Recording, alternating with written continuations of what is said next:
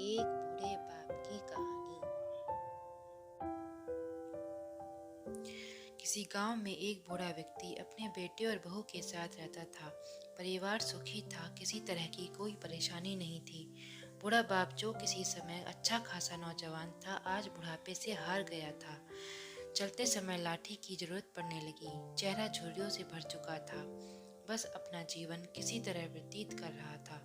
घर में एक चीज अच्छी थी कि शाम को खाना खाते समय पूरा परिवार एक साथ टेबल पर बैठकर खाना खाता था।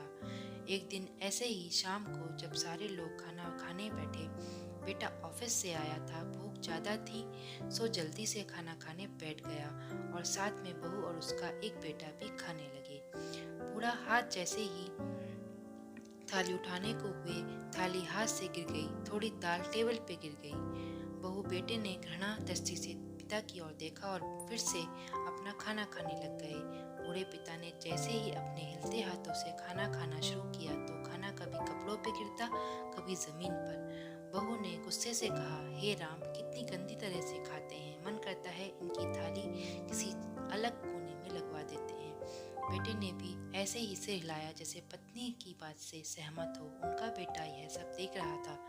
अगले दिन पिता की थाली उस टेबल से हटाकर एक कोने में लगवा दी गई। पिता की आंखें सब कुछ देखते हुए भी कुछ बोल नहीं पा रही थी। बूढ़ा पिता रोज की तरह खाना खाने लगा। खाना कभी इधर गिरता, कभी उधर। छोटा बच्चा अपना खाना छोड़कर लगातार अपने दादा की तरफ देख रहा था। माँ ने पूछा, क्या हुआ बेटे, तुम दादाजी की तरफ क्या देख रहे हो और खाना क्यों नहीं खा रहे हो? बच्चा बड़े मासूमियत से बोला, माँ, मैं सीख रहा हूँ कि वृद्धों के साथ कैसा व्यवहार करना चाहिए। जब मैं बड़ा हो जाऊंगा और आप लोग बूढ़े हो जाओगे तो मैं भी आपको इसी तरह कोने में खाना खिलाया करूंगा।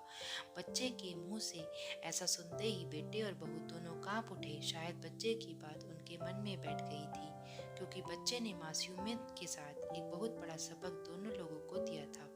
बेटे ने जल्दी से आगे बढ़कर पिता को उठाया और वापस टेबल पे खाने के लिए बिठाया, और बहू भी भागकर पानी का गिलास लेकर आई कि पिताजी को कोई तकलीफ न हो। इस कहानी से हमें यह शिक्षा मिलती है कि माँ बाप इस दुनिया की सबसे बड़ी पूंजी है।